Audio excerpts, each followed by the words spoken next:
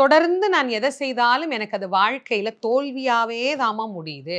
எனக்கு வெற்றி அப்படிங்கிறது கிடைக்கவே மாட்டேங்குது. நான் செய்ற எல்லா முயற்சியும் எனக்கு தோல்வியாகுது. எனக்கு வியாபாரம் சரியில்ல. நான் ஒரு வேலைக்கு போனா அதுவும் சரியில்ல. எதுவுமே என்னால செய்ய முடியல. தொடர்ந்து எனக்கு தோல்வியே தான் இறைவன் கொடுத்து கொண்டிருக்கிறார். வெற்றி அப்படிங்கிறதே என் வாழ்நாள்ல இல்லவே இல்ல அப்படின்னு நம்ம சொல்லிட்டு இருக்கிறோம்.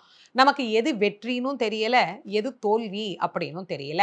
வெற்றி அப்படிங்கிறது நாம் வாழ்க்கையில் கருவில் உதித்த நாளிலேயே நமக்கு கிடைத்து விட்டது. என்றைக்கு தாயினுடைய கருவில் நாம் ஒரு கருவாக, ஒரு குழந்தையாக உருவானோமோ, அதுவே முதல் வெற்றி. அப்ப எங்க தோல்வி அடைகிறோம் தெரியுமா? மரணம் என்பதில் தான் நமக்கு தோல்வி என்பது வருகிறது. அத மாற்றவே முடியாது. நடுவுல வர்ற எல்லாமே நாம் எடுக்கக்கூடிய முயற்சி. யாருக்கு தோல்வி அப்படிங்கிறது வரும்? முயற்சிப்பவனுக்கு மட்டும் தானே தோல்வி அப்படிங்கிறது வரும். என்ன கேட்டா நான் என்ன தெரியுமா சொல்லுவேன்? முயற்சி செய்பவனே வெற்றியாளன். முயற்சி செய்தாலே அது வெற்றி தான். நீங்க அதற்கு இப்ப கிடைச்சிருக்கக்கூடியது தான் தோல்வியே தவிர, அது நிரந்தரமானது அல்ல. போன வழி தப்பா இருக்கலாம்.